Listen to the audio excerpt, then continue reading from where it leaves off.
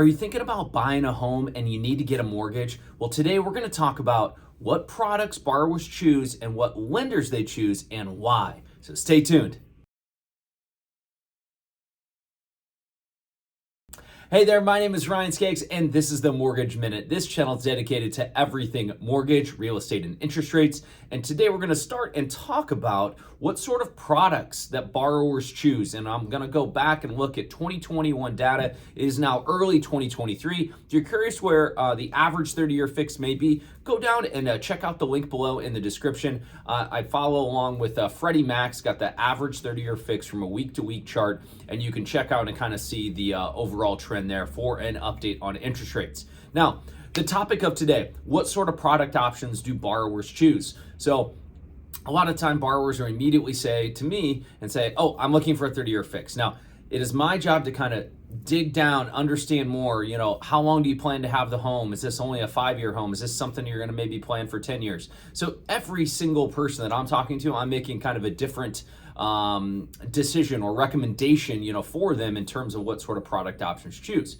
Now, what do borrowers actually choose? Well, I've got data here and I'm going to put it up in the corner so that way you can see it. In 2021, we saw about 65% of the loans originated were a 30-year fixed. Now, that might seem like a lower number, but you can also see if you add in other fixed and say 15-year fixed, that over 90% of the loans were fixed rate.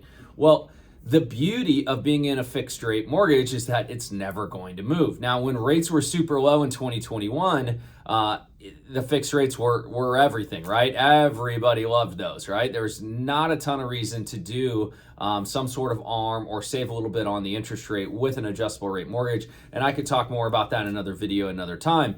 With that said, as 2022 data becomes available, and it should soon, we're going to likely see a considerably higher percentage of ARMs or other product options than that fixed. We're going to likely see that fixed come off of that 90 and come down pretty significantly. Because in 2022, we saw interest rates rise at the fastest pace that we've literally ever seen, at least in terms of a short period of time.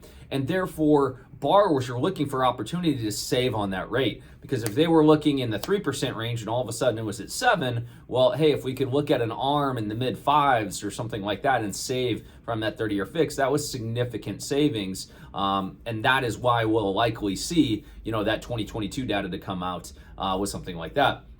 So 65% in the 30-year fix, 90% there. What sort of lenders did borrowers choose? Found this interesting. Not overly surprised, but independent mortgage companies have been picking up market share over the last decade. And in 2021, we saw about 60% of borrowers choosing an independent mortgage company over a bank. Now, what is an independent mortgage company? What does all this mean?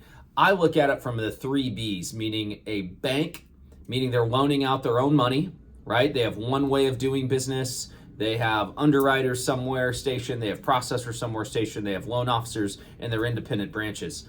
The next would be a broker, meaning they're brokering it out. They're sending it out to get underwritten somewhere else. They're using processing, from somewhere. Maybe they've got relationships over the time. Maybe they don't, but they're using someone else's money, someone else's resources. They're brokering the deal out. And then this hybrid model, right? So you think about a bank, you think about a broker, and then you think, hey, we've got somebody kind of in the middle using their own money, which would be like independent mortgage companies like myself, and they're actually processing and underwriting that file. So about 60% across America in 2021. Likely we're going to see in 2022, I believe we're going to see considerably more, and we're going to see that percentage actually increase. Just in the start of 2023, we saw a very large bank come out and basically say, and I'm just going to summarize without naming them, is that they want to better serve their clients' mortgage needs and they want to focus on underserved areas. Basically saying, everybody else, we don't really need or want your business right now. We're going to focus on our existing clients, not really necessarily take on new ones. and we're going to look in underserved areas. So they pulled out of a lot of different kind of mortgage aspects that they were previously doing. So they're going to kind of shrink their size as well. So this is what borrowers choose. This is why borrowers choose to lend. I could go on for probably 20 minutes, but hopefully this is a real good brief summary of understanding more of what borrowers choose and then what sort of lenders they choose as well. So put your comments below.